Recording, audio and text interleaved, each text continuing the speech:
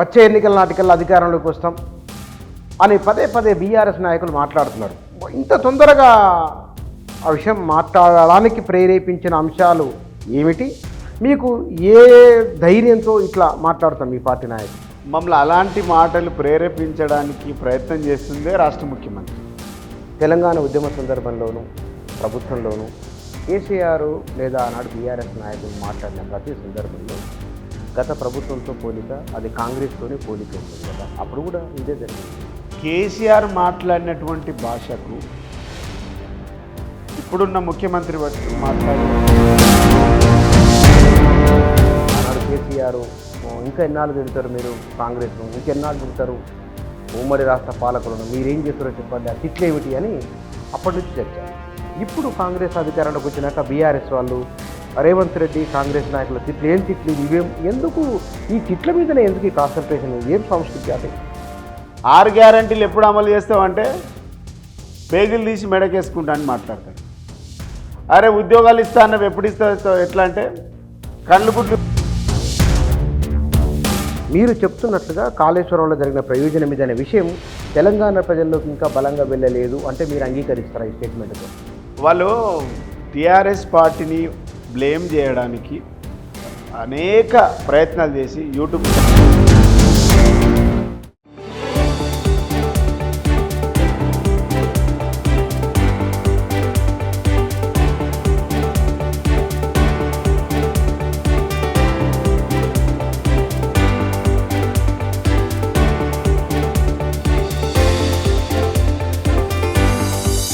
మన రాష్ట్రంలో ప్రభుత్వం మారి 10 నెలలు కావస్తున్నది. 10 నెలల కాలంలో అధికార విపక్షాల మధ్య మాటల తూటాలు పేలుతున్నాయి.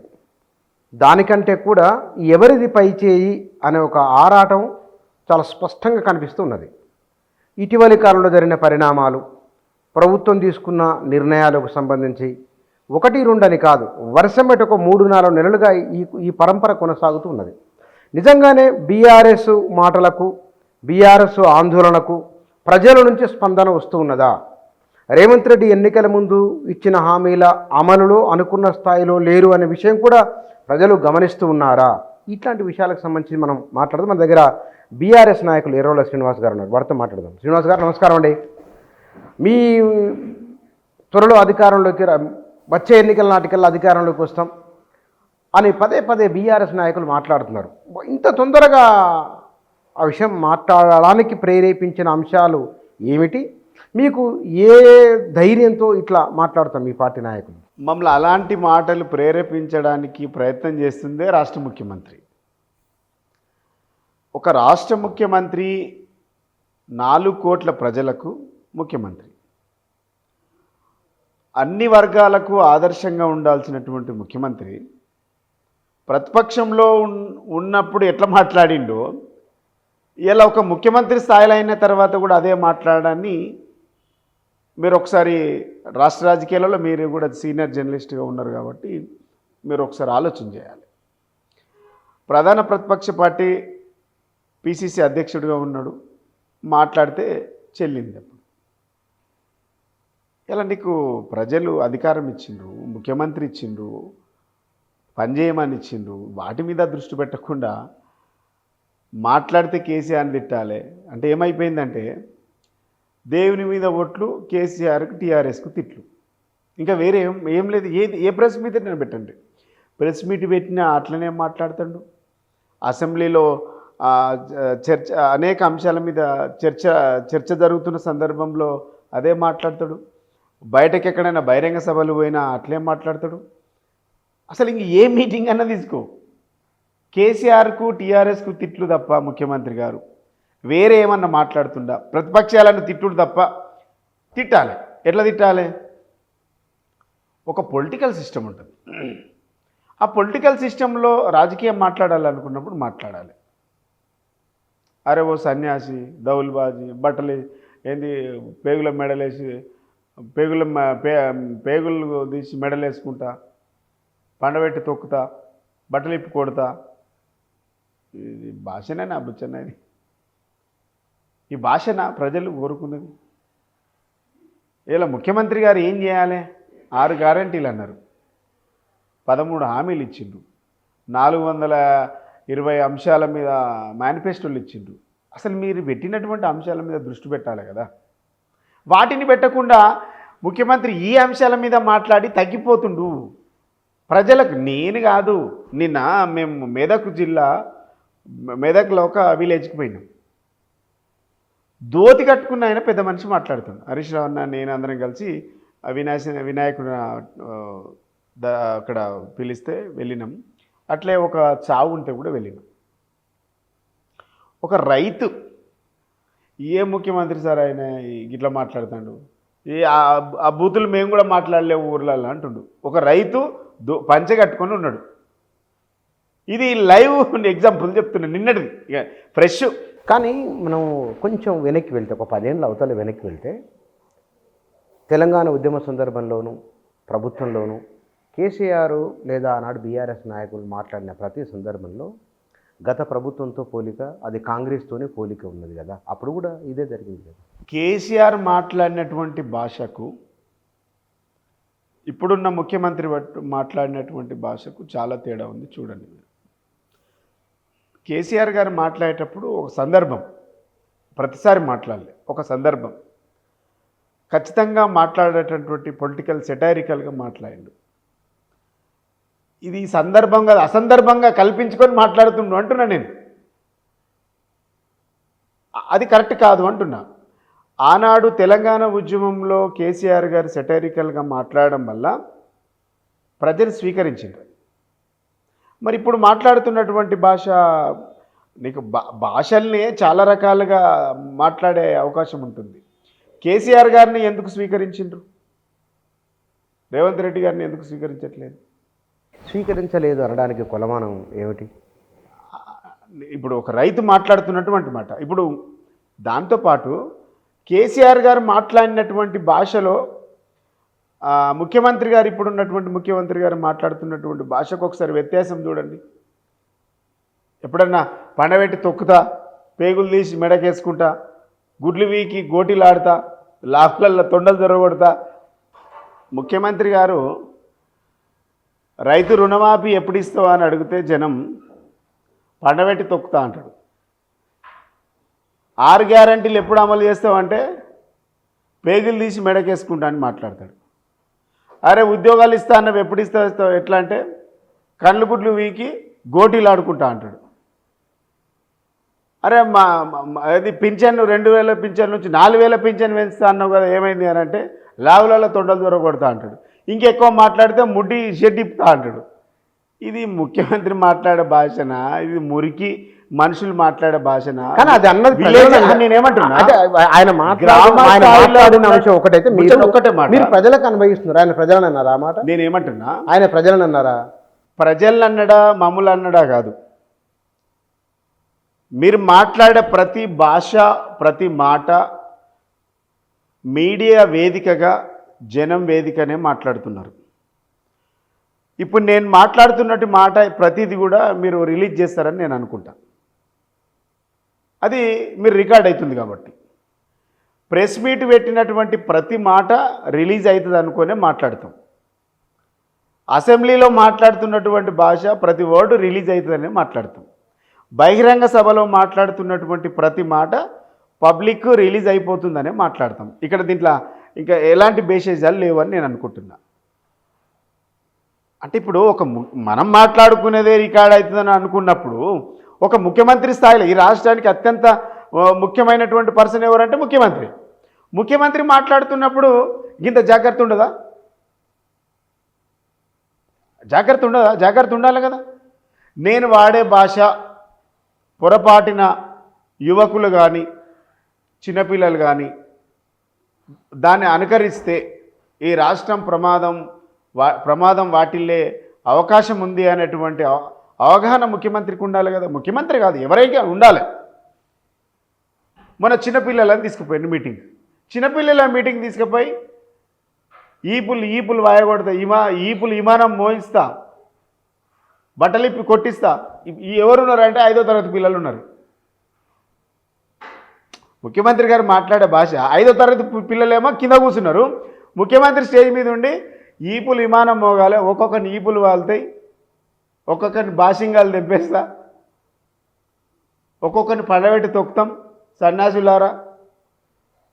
ఇది బుచ్చన్న, ఇది ఎంత అవమానకరం. అంటే నేను ఏమంటున్నంటే ముఖ్యమంత్రి అది కుర్చీకి గౌరవం ఉండాలంటున్నా. సీట్లలో ఎవరైనా కూర్చుంటారు, అది వేరే విషయం.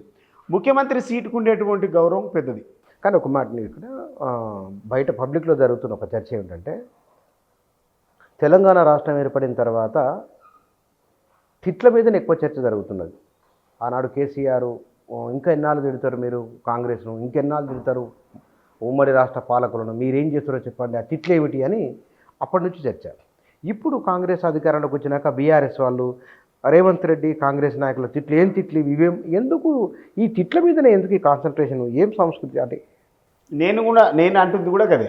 మీరు కూడా ఉన్నారు కదా దాంట్లో. నేను ఏమంటున్నా, ఇప్పుడు కూర్చున్నా గతం గత అంటే పోటీనా, పోటీగా పబ్లిక్లోకి కాన్సన్ట్రేషన్ డ్రా చేయడమా ఎట్లా? ఆనాడు తెలంగాణ ఉద్యమంలో కేసీఆర్ గారు తెలంగాణ భాషను అనుకరించి తెలంగాణ ప్రజలను చైతన్యం చేసినటువంటి సందర్భం అది. మీకు అవకాశం ఇచ్చిండ్రు, 5 సంవత్సరాలు అవకాశం ఇచ్చిండ్రు, అధికారంలో ఉన్నారు, సఫిషియన్స్ ఉన్నారు. ఇలా మీరు భాషతోని పోటీ పడాల్సిన అవసరం లేదు, తిట్లతోని పోటీ పడాల్సిన అవకాశం లేదు. ఇలా ఆయన ఎక్కువ తిట్టిండు కాబట్టి అంతకంటే ఎక్కువ తిట్టాలనుకుంటే పోటీకి అది పెట్టాలి, అభివృద్ధిని పక్కన పెట్టాలి కదా. ఇలా మీరు చేయాల్సింది ఏంది, కేసీఆర్ గారు 10 ఏళ్ళల్లో ఏం చేసిండు దానికంటే రెట్టింపు చేయాలి 5 ఏళ్ళని మీరు అనుకోవాలి. అది ప్రామాణికంగా తీసుకోవాలి. నేను కేసీఆర్ తిట్టింది కాబట్టి నేను తిడతా, నేను కేసీఆర్ ఇట్లా అన్నాడు కాబట్టి నేను ఇట్లా అంటా అంటే. కానీ శ్రీనివాస్ గారు, అరే అదే మీరు ఈ చర్చలో కూడా కాంగ్రెస్ వాళ్ళు చెప్తున్నది, గడిచిన 10 ఏళ్లలో మీరు ఏం చేసిండ్రో చెప్పండి, మీరు అప్పుల భారాన్ని మోపిండ్రు, అప్పులకు మేము మిత్తిలు కట్టలేక ఇబ్బంది పడుతుంది, ఉత్తమ్ కుమార్ రెడ్డి పదే అనడం, సీఎం మంత్రులు వరుసగా అంటున్నారు. అప్పుల భారం అంటే వీళ్ళు 6,25,000 కోట్లు అప్పు చేసిందని చెప్పిండ్రు. అసలు గమ్మత్ ఏంటంటే ఈ సంవత్సరము 2024-25 సంవత్సరంలో ఉండేటువంటి అప్పులను కూడా కలిపి 6.5 లక్షలు అనేసి అప్పు చూపించిండ్రు. ఆనాడు హరీష్ రావు గారు అసెంబ్లీ సాక్షిగా తను చెప్పిండు 4,25,000 మాత్రమే అప్పు ఉన్నది అన్నాడు. అప్పుల గురించి మాట్లాడుతుండ్రు. ఒక మాట మాట్లాడదాం, 2014కు ముందు తెలంగాణ పరిస్థితి, 2014 తర్వాత తెలంగాణ పరిస్థితి ఒకసారి ఆలోచన చేయాలి. 2014కు ముందు తెలంగాణ ఎట్లుండే? అసలు ఈడ ఒక 10 ఎకరాలు అమ్మితే ఆంధ్ర ప్రాంతంలో 1 ఎకరం దొరకపోయేది. ఎవరన్నా అప్పులు కట్టుకోవాలంటే భూమి అమ్మి అప్పులు కట్టుకునేటువంటి పరిస్థితి ఉండేది. ఇలా తెలంగాణలో 1 ఎకరం భూమి కొనాలంటే ఎక్కడైనా తీసుకోండి, నీకు తెలంగాణ సరౌండింగ్ మొత్తంలో 30 లక్షలకు లోపల, మారుమూల ప్రాంతం కూడా 30 లక్షల లోపల 1 ఎకరం భూమి లేకుండా మన ఆర్థిక స్థితిగతులు పెరిగినాయనే సంగతి గుర్తుపెట్టుకోవాలి. ఇలా హైదరాబాద్లో ఇల్లు కొనాలన్నా, హైదరాబాద్ అవతల జాగ కొనాలన్నా ఇలా ఆర్థిక పరిపుష్టి పెరిగింది కదా కేసీఆర్ గారి నాయకత్వంలో. ఇలా మీరు అప్పుల గురించే మాట్లాడుతున్నారు. ఇలా మేము అప్పులు ఉన్నాయి కరెక్టే, కానీ కేసీఆర్ ఆస్తులు కూడా కూడగట్టింది కదా. ఏం ఆస్తులు కట్టి ఇప్పుడు మిషన్ ఇప్పుడు మనము కాళేశ్వరం కట్టినాం, కాళేశ్వరంలో 80,000 కోట్లు ఖర్చు పెట్టినాం అనుకోండి. కాళేశ్వరం ద్వారా కట్టినటువంటి కాళేశ్వరం ప్రాజెక్టు కింద కట్టినటువంటి అనేక ప్రాజెక్టులు, ఆ ప్రాజెక్టుల కింద లక్షల ఎకరాలకు సాగునీరు అందుతూ ఉన్నది. దానివల్ల ఇలా మనం ఒకప్పుడు 69 లక్షల మెట్రిక్ టన్నుల వరి ధాన్యం పండిస్తే ఈరోజు దాదాపుగా 2,79,00,000 కోట్ల మెట్రిక్ టన్నుల వరి ధాన్యం పండిస్తారు. దాదాపుగా 3 లక్షల మెట్రిక్ టన్నుల వరి ధాన్యం పండిస్తూ ఉన్నాం. ఎన్ని రేట్లు పెరిగింది చెప్పండి? 69 లక్షల మెట్రిక్ టన్నులు ఎక్కడ, 3 లక్షల కోట్ల మెట్రిక్ టన్నులు ఎక్కడ? ఇలా వరి ధాన్యం పెరిగింది, దానివల్ల సంపద పెరిగింది కదా. కానీ కాళేశ్వరం కూలిపోయిన తర్వాత దాని వలన జరిగిన ఈ నష్టం జరిగిందని, 1,00,000 కోట్లు ఖర్చు అయిందనే విషయం పబ్లిక్లోకి చాలా బలంగా వెళ్ళింది. కానీ మీరు చెప్తున్నట్లుగా కాళేశ్వరంలో జరిగిన ప్రయోజనం ఇదనే విషయం తెలంగాణ ప్రజల్లోకి ఇంకా బలంగా వెళ్ళలేదు అంటే మీరు అంగీకరిస్తారా ఈ స్టేట్మెంట్తో? వాళ్ళు టీఆర్ఎస్ పార్టీని బ్లేమ్ చేయడానికి అనేక ప్రయత్నాలు చేసి యూట్యూబ్ ఛానల్లో ప్రొపగండ చేసిండ్రు. ఇలా మనం కేంద్రం నుంచి ఆ డబ్బు తెచ్చుకున్నది ఎంత, అప్పు తెచ్చుకున్నది ఎంత, కట్టింది ఎంత, శాంక్షన్ అయింది ఎంత, 80,000 కోట్లు అనేది చాలా క్లియర్గా ఉన్నది. 1,00,000 కోట్లు అవినీతి జరిగిందంటే ఇక వీళ్ళకి ఏం తెలివి ఉన్నట్టు? మనం పెట్టిన ఖర్చే బడ్జెట్ కేటాయించిందే 80,000 కోట్లు అని చెప్తా ఉన్నాం. 1,00,000 కోట్ల అవినీతి జరిగిందంటే ఎట్లా? 80,000 కోట్లు దాన్ని ఖర్చు పెడితే 1,00,000 కోట్లు ఎట్లా అవినీతి జరుగుతుంది? అంటే ఇలా ఒక పద్యం ఉంటుంది, చెప్పేటివాడు ఎన్ని చెప్పినని వినేటి వారికి కొంచెం వివేకం పుట్టదా అని.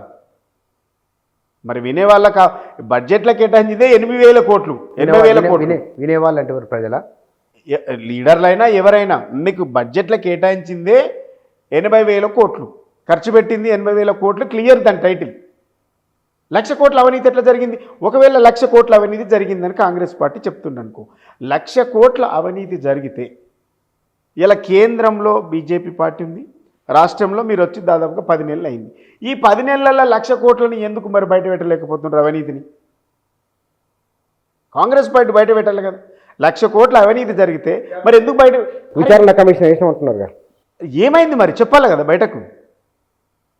అంటే పార్టీ కేసీఆర్ గారు, మా పార్టీ అందరూ నాయకులందరూ కూడా 1,00,000 కోట్లు అవినీతి జరిగినట్టు చూపించండి అనేసి మనం బీజేపీ వాళ్ళు మాట్లాడిన విషయంలో, కాంగ్రెస్ వాళ్ళు ప్రతిపక్షంలో ఉన్నప్పటి నుంచి మాట్లాడు ఇప్పుడు అధికారంలోకి వచ్చి 10 నెలలు అయింది. ఎందుకు మరి తేలాలి కదా. కానీ మీరు ఇన్ని మాట్లాడుతున్నారు కదా, అధికారం పోయిన తర్వాత 10 నెలలు అయింది, మళ్ళీ బీఆర్ఎస్కు సంబంధించిన 2-3 మాట్లాడుతున్నారు తప్ప మిగతా వాళ్ళు మాజీ మంత్రులు కానీ, మాజీ ఎమ్మెల్యేలు కానీ, మాజీ ఎంపీలు కానీ ఎవరు తెర మీద ఎక్కువగా అంటే స్క్రీన్లో లేదా పబ్లిక్లో వచ్చి మాట్లాడి ఒక లైన్ తీసుకుంటే కనబడట్లేదు. ఏమిటి? ఎందుకు ఇది ఎందుకంటే సోషల్ మీడియాలో అక్కడ కొన్ని కామెంట్లు వస్తున్నాయి కాబట్టి సమయం వచ్చినప్పుడు అందరూ మాట్లాడతారు. ఇప్పుడు చాలామంది ఎందుకు తొందరపడాలనే దాంట్లో మాట్లాడతలేరు. కాంగ్రెస్ పార్టీ ఇంకా చెయ్యను అనే దాంట్లో ఉన్నారు.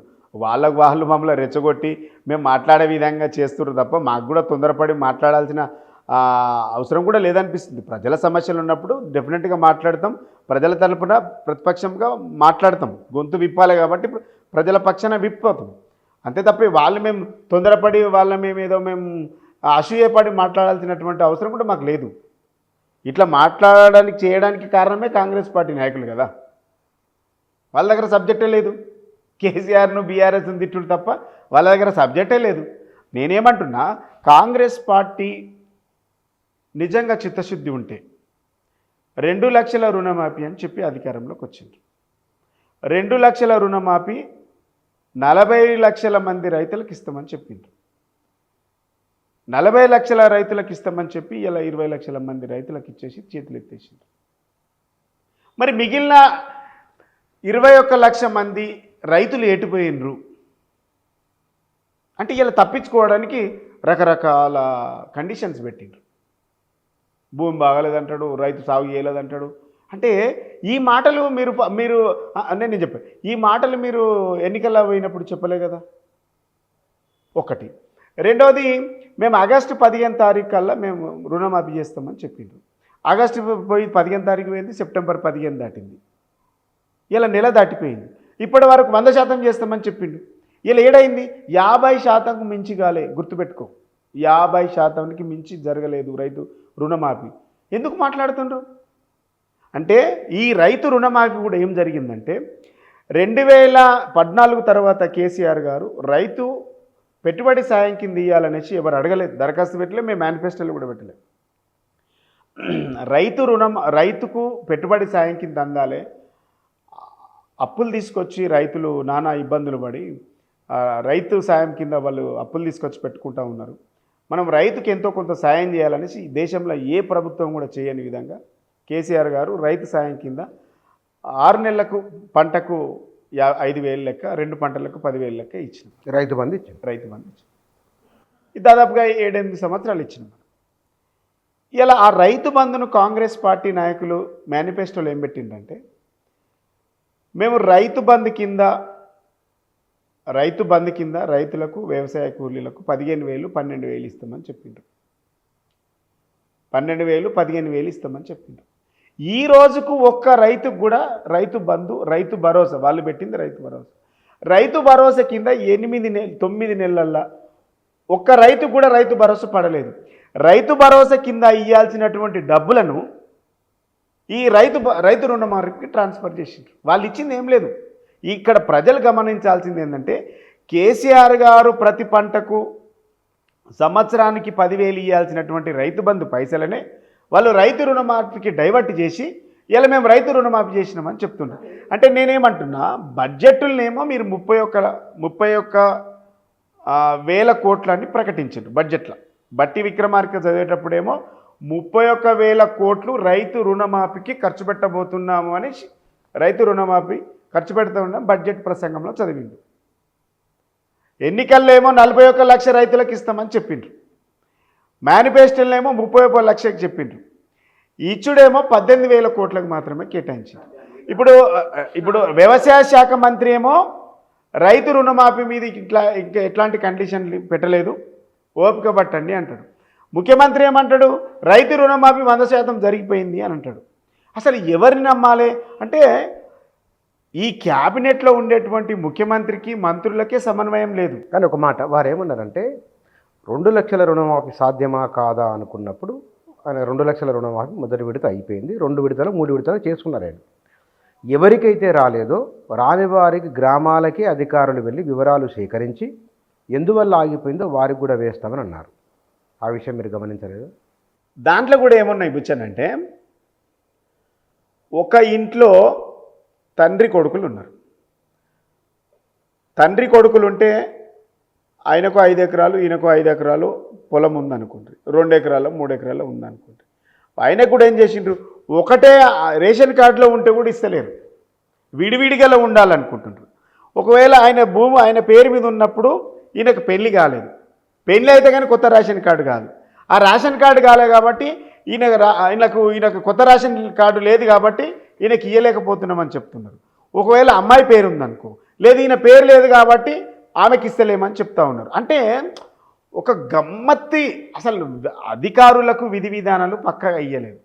అంటే రేషన్ కార్డులో పేరు లేకపోతే రైతు బంధు బంద్ అయిపోయింది, లేదు ఒకటే రేషన్ కార్డులో ఇద్దరికి తండ్రి కొడుకులకు ఉంటే ఒకరికే వచ్చే పరిస్థితి ఉన్నది. అంటే మీరు ఏం చేయదలుచుకున్నారు? మా హయాంలో రేషన్ కార్డు ప్రామాణికంగా తీసుకొని ఎంతమందికి ఉంటే అంతమందికి ఇచ్చేసినాం. మీరు రేషన్ కార్డు అంటుండ్రు, ఆధార్ కార్డు అంటుండ్రు, ఐడి కార్డు అంటుండ్రు, ఓటర్ కార్డు అంటుండ్రు. అరే గిన్ని నియమాలు పెట్టడానికి. ఇంకోటి లక్ష రూపాయలకు పైబడి లేకుంటే 2 లక్షలకు పైబడి ఉన్నటువంటి రైతులు ఎవరైనా ఉన్నారనుకోండి, వాళ్ళు ఇంట్రెస్ట్ కట్టుకున్న తర్వాత ఈ 2 లక్షల రూపాయల రుణమాఫీ చేస్తామని చెప్పిండ్రు. మీరు డిసెంబరు నాటికి రుణమాఫీ చేస్తామని చెప్పిండ్రు. మీరు డిసెంబర్ 7 తారీఖు 9 తారీఖు మీరు ప్రమాణ స్వీకారం అని 7 తారీఖే మీరు ప్రమాణ స్వీకారం 2 రోజులు ముందుగా కుదించుకొని ముఖ్యమంత్రి ప్రమాణ స్వీకారం చేసిండు. 7వ తారీఖు నుంచి ఆగస్టు 15 తారీఖు వరకు 6 నెలల మిత్తి ఎవడు కట్టాలది? తప్పు గవర్నమెంట్ది. మీరు వీడియోలు చూడండి, ముఖ్యమంత్రి గారు మాట్లాడినటువంటి మాటలు. డిసెంబర్ 9 తారీఖులో మేము అధికారం వస్తున్నాం, మీరు వెళ్ళండి ఉరుకుని 2 లక్షల వరకు రుణం తెచ్చుకోండి. 9 తారీఖు రాగానే మీరు మేనిఫెస్టోలో కూడా చూడండి, రైతు రుణమాఫీ వెంటనే అధికారంలోకి రాగానే అని ఉంటుంది, మీరు చదవండి, రాగానే. అయితే 2 లక్షల రుణం తెచ్చుకోండి నేను మాఫీ చేస్తాను చెప్పిండు. నువ్వు డిసెంబర్ 9 తారీఖు అధికారంలోకి వస్తారు, ఆగస్టు 15 తారీఖు వరకు అంటే దాదాపుగా 8 నెలల వరకు ఆ ఇంట్రెస్ట్ కట్టకుండా, ఆ ఇంట్రెస్ట్ ఎవరైతే 2 లక్షలకు అప్పుడు 2 లక్షలు తెచ్చుకున్నారు అనుకో, ఇప్పుడు 2,20,000 30,000 25,000 ఇంట్రెస్ట్ అయిందని, 25,000 20,000 అదనంగా ఇంట్రెస్ట్ అయింది అనుకోండి ఈ 8 నెలలకు. ఆ ఇంట్రెస్ట్ కట్టుకోవడానికి ఇలా అప్పులు తెస్తూ ఉన్నారు రైతులు. ఒకవేళ ఇంకో గమ్మత్ ఏంటంటే, ఈ ఇంట్రెస్ట్ కట్టడానికి పోయినటువంటి రైతులకు ఆ బ్యాంకర్స్ వేస్తున్నటువంటి క్వశ్చన్లు ఏం తెలుసా? ఆధార్ కార్డు తీసుకురా, రేషన్ కార్డు తీసుకురా. నేనేమంటున్నా, ఎప్పుడైనా గుర్తుపెట్టుకోలే, అధికారులకు విధి విధానాలు సరిగా ఇవ్వకపోవడం వల్లనే ఇగో ఇన్ని అనాథాలు ఏర్పడుతుంది. కానీ ఒక మాట చెప్పనా, సరిగ్గా ఇప్పుడు టీఆర్ఎస్లో అప్పు తీసుకోవడానికి ఎన్నికలకు ముందు 1,00,000 రూపాయల రుణమాఫీ చేసినప్పుడు బీఆర్ఎస్ అది మితికి సరిపోయింది. రుణమాఫీ అనేది మితికి సరిపోయింది. వీళ్ళు ఏమన్నారు, ఏకకాలంలో ఏకమొత్తంలో 2 లక్షలు అన్నారు. నేను మళ్ళీ అదే అన్నా, గ్రామాలకు వెళ్ళి వాళ్ళు సర్వే చేయమని చెప్పినాను. నిజంగానే కనుక పబ్లిక్లో ఈ ప్రభుత్వం పట్ల వ్యతిరేకత మీకు కనబడిందా? ఈ విషయంలో రైతుల నుంచి వ్యతిరేకత వస్తున్నదా? మీరు క్షేత్రస్థాయికి వెళ్ళినప్పుడు మీ అనుభవాలు ఏమైనా ఉన్నాయా? క్షేత్రస్థాయిలో మాకు అనేక అనుభవాలు ఉన్నాయి. ఒక విలేజ్ని ప్రామాణికంగా తీసుకుంటే ఒక విలేజ్లో 40-50% మించి ఎక్కడ ఏ గ్రామాలలో కాలేదు. అంతెందుకు, ఇప్పుడు ఉన్నటువంటి అందరి మంత్రుల విలేజ్లకు పోదాం. ఫస్ట్ ముఖ్యమంత్రి విలేజ్ కొండారెడ్డిపల్లెకి పోతే 50% మించి జరిగిందా, 100% జరిగిందా అనేది ఒక సర్వే చేసుకోండి మీరే. నేనెందుకు? ఇవాళ సోషల్ మీడియా ఇంత ఎఫెక్ట్ ఉంది. ఒకవేళ మంత్రుల గ్రామాల్లో రాకుంటే కనుక వాళ్ళే వీడియోలు తీసి సోషల్ మీడియాలో నేనేమంటున్నా, మరి అయినా అని కూడా పెట్టలే కదా. అయినాక పెట్టుడేందుకు? నేనేమంటున్నా, మా మంత్రి పెట్టుకోవాలి. ఇప్పుడు మంత్రులు ఏమంటున్నా, అందరి ఇళ్ళకి ఎందుకు పుచ్చన్నా, అందరు ఊర్లకి ఎందుకు? ముఖ్యమంత్రి గారి సొంత జిల్లా, సొంత మండలం, సొంత విలేజ్ కొండారెడ్డిపల్లెకి విలేజ్కి వెళ్ళి 100% రుణమాఫీ అయిందా ఒక లెక్క పట్టుకరా రాదు? మిగిలిన ఊర్లు ఎందుకు, మిగిలిన జిల్లాలు ఎందుకు? ఆడ జరిగిందా చెప్పండి. కొండారెడ్డిపల్లెలో 100% రుణమాఫీ జరిగిందా? ఒకటి. రెండోది, ఒకవేళ రుణమాఫీ జరిగిందని ఉంటే వీళ్ళు ఖచ్చితంగా మా ఊర్లో జరిగిందని చెప్పటండి. ఇప్పటి వరకు అట్లాంటి లేవు.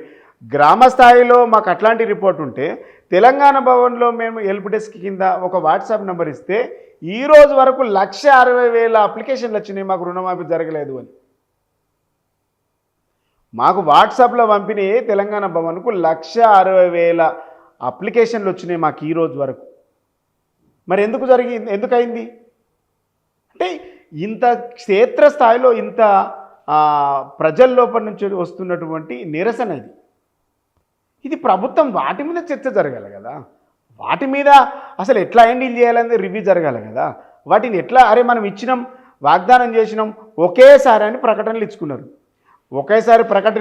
3 సార్లు అడ్వర్టైజ్మెంట్ ఇచ్చుకున్నారు. ఆ రోజు మేము అడ్వర్టైజ్మెంట్లు ఇస్తే ఇలా ప్రజాధనం వృధా చేస్తున్నటువంటి కాంగ్రెస్ పార్టీ నాయకులు ఇలా 2 లక్షల రుణం మాఫీ చేయడానికి రుణం మాఫీ జరగలే కానీ 3 సార్లు మాత్రం 1 లక్ష రూపాయలు ఒకసారి ఇచ్చినప్పుడు రేపానంగా ఒకసారి ఇచ్చిండ్రు, ఇయ్యాలనంగా ఒకసారి ఇచ్చిండ్రు, 50,000 రుణమాఫీ జరిగేటప్పుడు ఒకసారి ఇచ్చిండ్రు, 2 లక్షలు జరిగిందని 3 సార్లు అడ్వర్టైజ్మెంట్ ఇచ్చిండ్రు. పేపర్ అడ్వర్టైజ్మెంట్లు 1,000 కోట్ల రూపాయలు పేపర్ అడ్వర్టైజ్మెంట్ ఖర్చు పెట్టింది. కానీ రైతులకు మాత్రం 2 లక్షల రుణమాఫీ 100% జరగలేదు, 50కి మించి జరగలేదు అనేది మా వాదన. కానీ ప్రజల వాదన, రైతు వాదన. ఇది ఒక ఆర్గ్యుమెంట్ అట్లా ఉన్నది. ఈ మధ్యకాలంలో జరిగిన పరిణామాలు, పార్టీ ఫిరాయింపులు, బీఆర్ఎస్ అధికారంలో ఉన్నప్పుడు కాంగ్రెస్ నుంచి తీసుకున్నారు, ఇప్పుడు బీఆర్ఎస్ నుంచి కాంగ్రెస్లోకి వెళ్తున్నప్పుడు ఎందుకు ఈ స్థాయిలో మీరు చేయడం అనేది ఒక ప్రశ్న బయట నుంచి. అంటే ఇప్పుడు ముఖ్యమంత్రి గారు ఆనాడు మాట్లాడినటువంటి మాటలు ఏంటంటే, ప్రతిపక్షంలో ఉన్నప్పుడు పార్టీ ఫిరాయింపులు ఎవరైతే చేస్తారో రాజీనామాలు చేయించి పార్టీలకు వెళ్ళాలి, లేదంటే పిచ్చి కుక్కలను ఉరికిచ్చి కొట్టినట్టు కొట్టండి అని స్టేట్మెంట్ ఇచ్చినటువంటి మాటలు కూడా రికార్డ్స్ మన దగ్గర ఉన్నాయి. ఇలా మీరు అధికారంలోకి వచ్చిండ్రు కదా.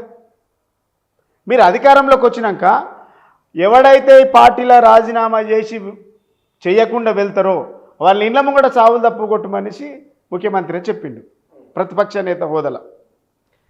ఇలా ముఖ్యమంత్రి అయినరు, ప్రజలు అధికారం ఇచ్చిండ్రు, ఇలా మీరు కూడా అదే పని చేస్తుండ్రు కదా. అంటే మీరు ప్రభుత్వం ఏర్పడగానే ఈ ప్రభుత్వం ఉండదు అని, ప్రభుత్వాన్ని పడగొడతామని మీరు అన్నారు కాబట్టి అనివార్యంగా సరే తమను తాము కాపాడుకునేందుకోసం, కాపాడుకున్నాడు కాదు బిచ్చండి అని వారు అంటున్నమాట. తప్పు కాపాడుకున్నాడు కాదు.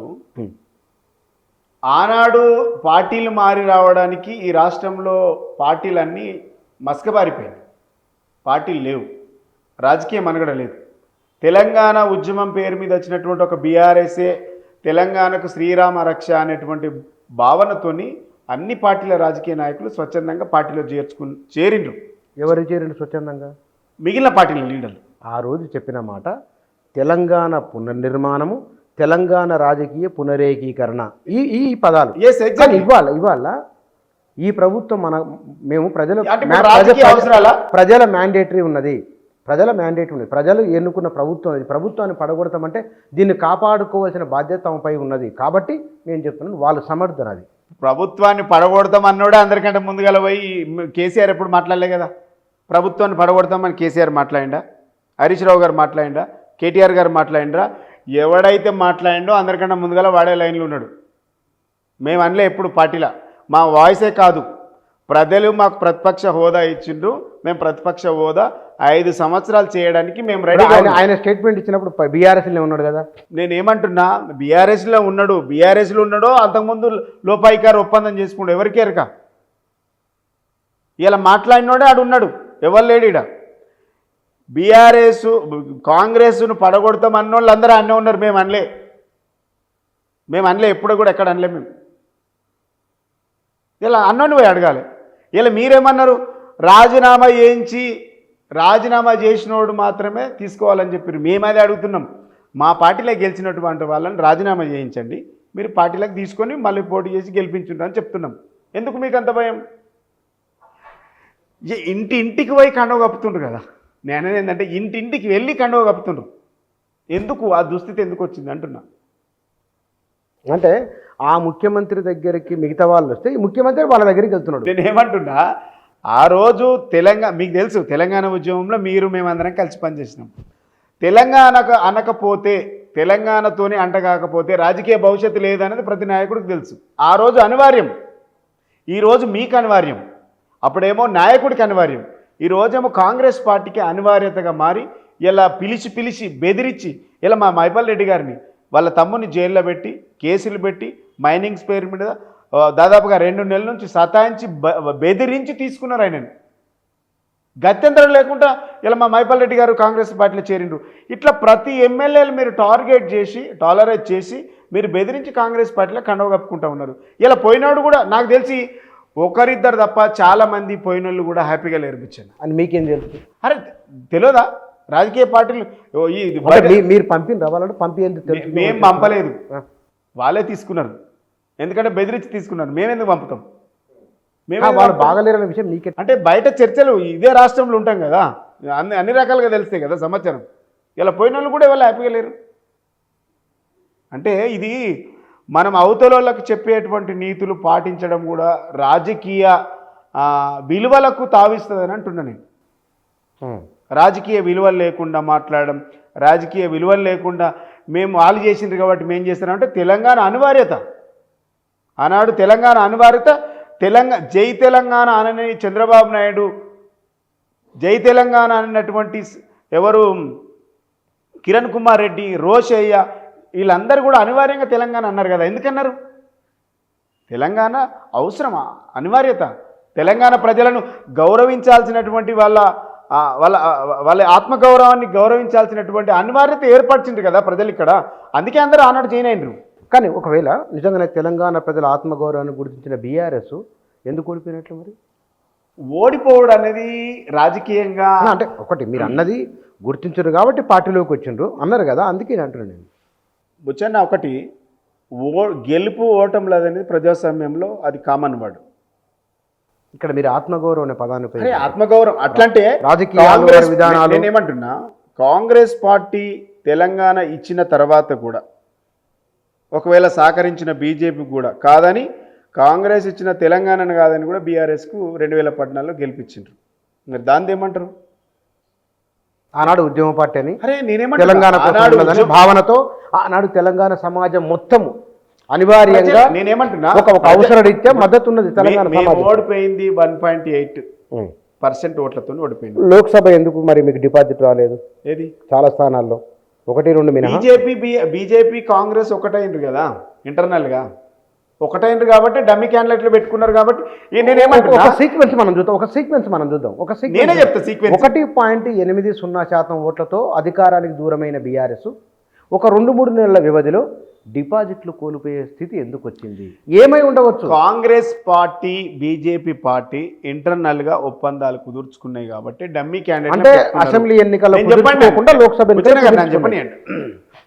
కిషన్ రెడ్డి గెలవాలంటే కిషన్ రెడ్డి గారు, రేవంత్ రెడ్డి గారు వీళ్ళిద్దరు ఒప్పందం వల్ల దానం నాగేందర్ను తీసుకుంటారు.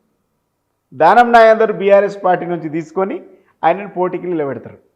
డమ్మీని పెట్టి కిషన్ రెడ్డి గెలవడానికి ఇక్కడ ఒక ఒప్పందం. మహబూబ్ నగర్ జిల్లాలో బీజేపీ డీకేఆర్న గెలవడానికి అక్కడ డమ్మీ క్యాండిడేట్ని పెట్టుకుంటారు.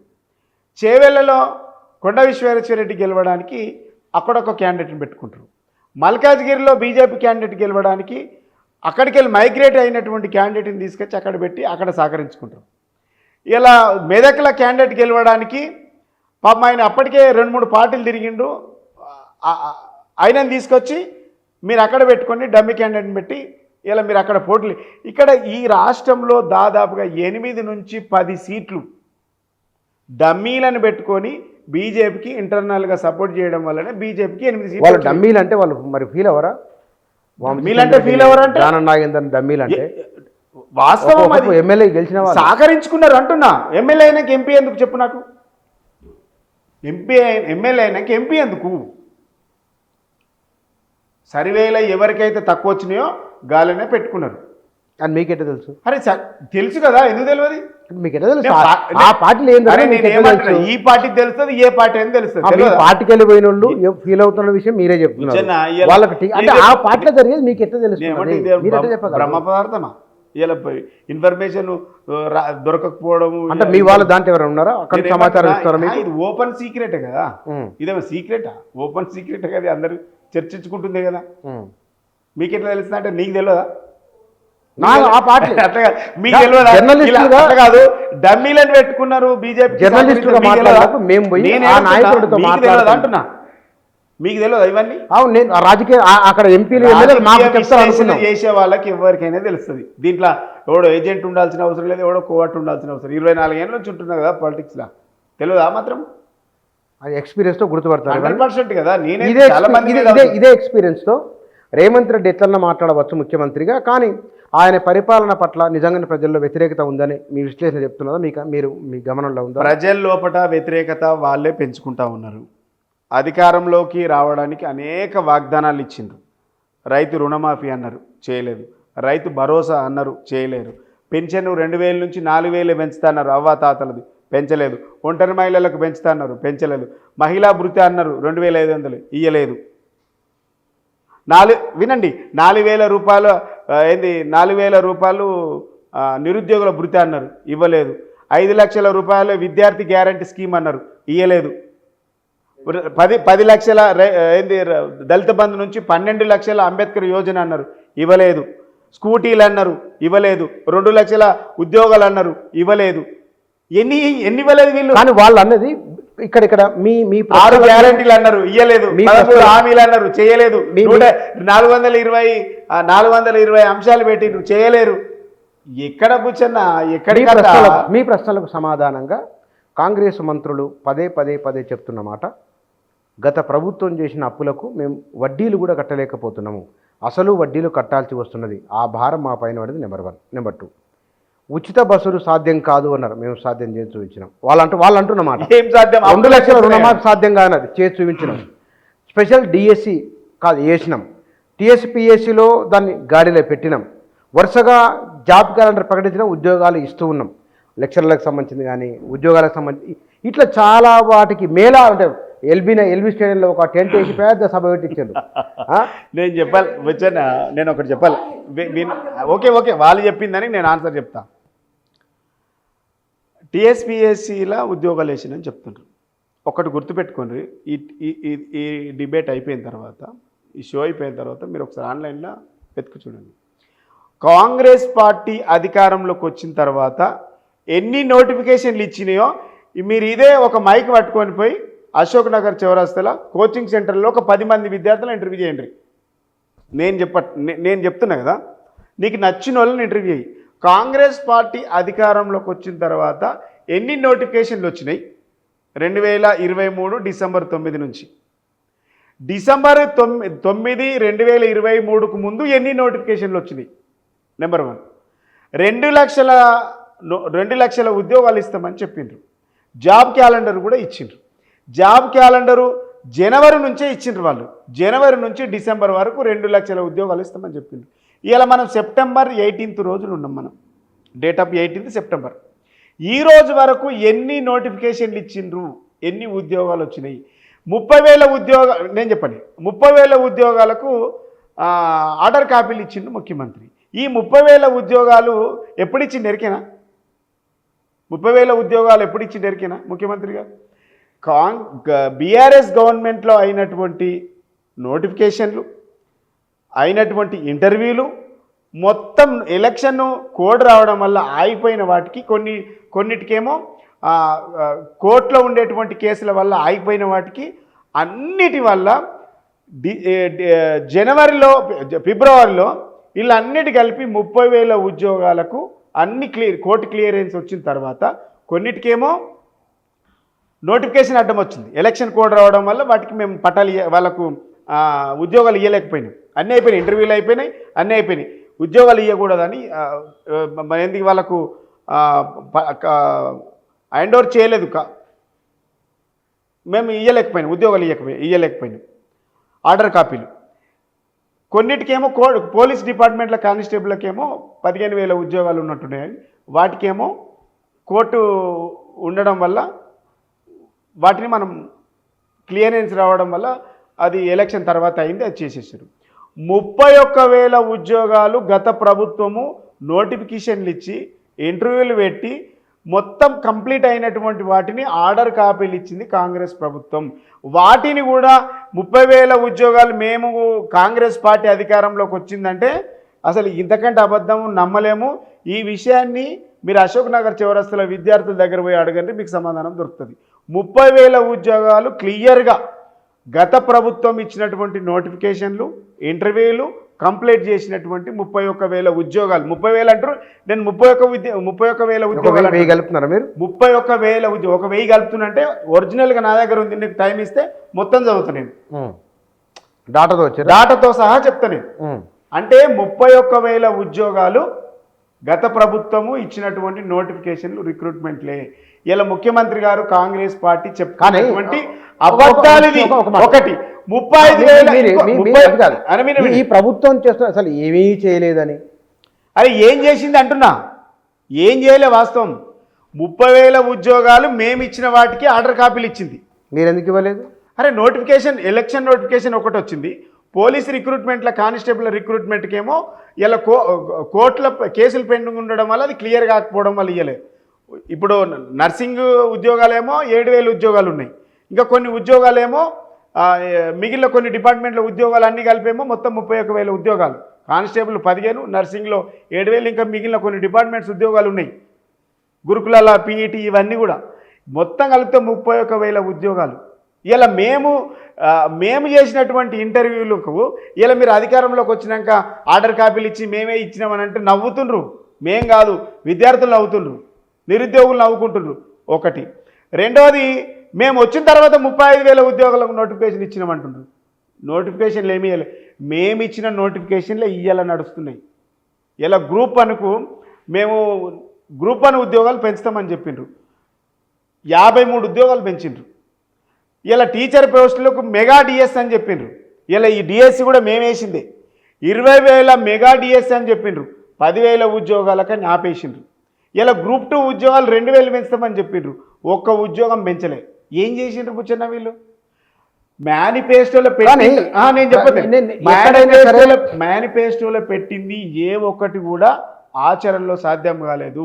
ఇలా సెప్టెంబర్ 18 బీఆర్ఎస్ నాయకులు నిజంగానే సెప్టెంబర్ నెలలో ఉన్నాము, దాదాపుగా 9 నెలలు దాటింది. మిగిలిన 3 నెలల్లో వీళ్ళు 3 నెలలల్లో 2 లక్షల ఉద్యోగాలు వస్తారా? కాంగ్రెస్ పార్టీ ప్రభుత్వము, నాయకులు, ముఖ్యమంత్రి, మంత్రి సమాధానం చెప్పాలి. చూద్దాం. ఎందుకంటే జాబ్ క్యాలెండర్ ఇలా మీరు అంటున్నారు కదా, జాబ్ క్యాలెండర్ ప్రకారం వాళ్ళు పోతామన్నారు. పోతే జాబ్ క్యాలెండర్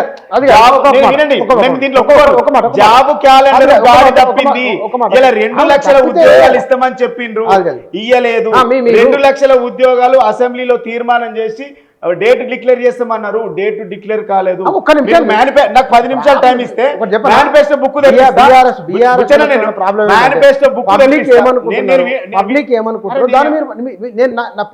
ఒకటి. నిజంగానే ఈ ప్రభుత్వం సరిగా చేయకుంటే ప్రజలు గమనిస్తారని, ప్రజలు గమనిస్తారు. మీరు దాకా మాట అన్నారు, ఏమన్నారంటే రైతు బంధు పెట్టమని ఎవరైనా అడిగినరా అన్నారు. ఎవరు అడగకముందే ఏది ప్రజలకు ఇష్టమో ఏది ప్రజలకు అవసరమో అవసరాన్ని గుర్తించింది ఆ ప్రభుత్వం. ఈ విషయంలో ప్రజల అవసరాలు అడగకముందే గుర్తించిన ప్రభుత్వం ఓడిపోయిందంటే ఎందువల్ల అంటే వాళ్ళు చెప్పకపోవచ్చు కానీ ప్రభుత్వ పనితీరును గమనిస్తారు అని అర్థం. రేవంత్ రెడ్డి ప్రభుత్వం ఏం చేస్తున్నదో వాళ్ళు గమనిస్తూ ఉన్నారు. ఇక్కడ మీరు నిన్న మొన్న చేసిన ఆందోళనకు బీఆర్ఎస్ నాయకులు కార్యకర్తలు కాకుండా ప్రజలు స్వచ్ఛందంగా వచ్చి పాల్గొన్నారా? ఇది ఎందుకను మీరు పాల్గొన్నారు చెప్తే కనుక వీడియోలు విజువల్స్ అన్నీ ఉంటాయి, కనిపిస్తాయి. నేనేమంటున్నా, మేము చేసేటువంటి దాంట్లో ప్రజలకు న్యాయమైంది అనుకున్నప్పుడు డెఫినెట్గా ప్రజల స్వచ్ఛందంగా వస్తున్నారు. దానికి ఎగ్జాంపుల్ ఏంది, బీఆర్ఎస్ పార్టీ ఒక వాట్సాప్ నంబరు హెల్ప్ డెస్క్ కింద పెడితే 1,60,000 అప్లికేషన్లు వచ్చినాయని చెప్పిన, అది స్వచ్ఛందంగా వచ్చింది. ఇలా స్వచ్ఛందంగా ఎక్కడికి పోతే అక్కడ విలేజ్లలో మాకు రైతు రుణమాఫీ రాలేదు, రైతు భరోసా రాలేదు, పెన్షన్ రాలేదు అనేసి రైతులు పెన్షన్దారులందరూ కూడా రోడ్ల మీదకి వస్తూ ఉన్నారు. నాకు తెలిసి నేను 24 సంవత్సరాల నుంచి తెలంగాణ ఉద్యమం కావచ్చు రాజకీయాల దగ్గరికి వెళ్ళి చూస్తూ ఉన్నా 70-80 ఏళ్ళు పైబడినటువంటి పెన్షన్ ముసలి వాళ్ళు పెద్ద అవ్వాతాతలు గద్వాల్ జిల్లాలో రోడ్ల మీదకి వచ్చి కట్టెలు పట్టుకొని వచ్చి రోడ్ల మీద కూర్చొని నిరసన తెలిపిండ్రు అని అంటే ఈ ప్రభుత్వం పనితీరు మనం అర్థం చేసుకోవచ్చు. ఒకటి. రెండోది, ఎక్కడైతే వీళ్ళు చెప్పినటువంటి మాటలు 2,000 పింఛన్ను 4,000 ఇస్తామన్నారో ఇప్పటికి 3 నెలల పింఛన్ ఆపిండ్రు.